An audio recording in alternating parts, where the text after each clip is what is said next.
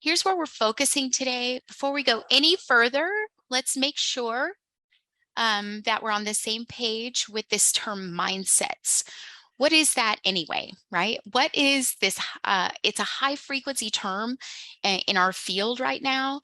We hear about fixed mindsets, growth mindsets, deficit mindsets, asset mindsets.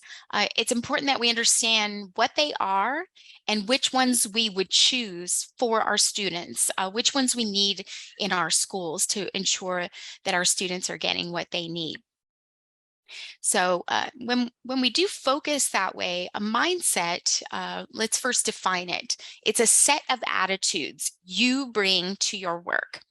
Your mindset as an educator impacts your language, your actions, your facial expressions, your gestures, your instincts, your stamina. There are mindsets that can wear you down and mindsets that can really energize you. So there's really nothing that your mindset does not impact. And yet, it's something that you bring with you to each interaction and each moment of your work. You bring it. I'm going to re-emphasize that verb. You bring it. So what's the best mindset for our work? What attitudes are best for the work of an educator? Consider a couple of the ones I mentioned already.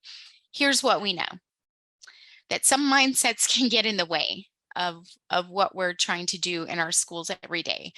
If we show up each day focused on the limits, the limiting factors, they're there for us, right? But we can choose to focus on them and have an attitude toward them or not.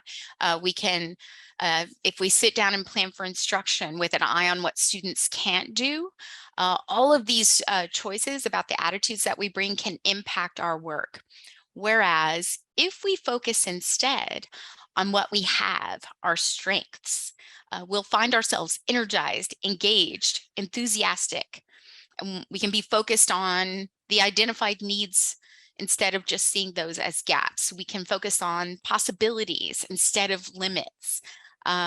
We can focus on what we can do as educators, what our students can do as learners and scholars.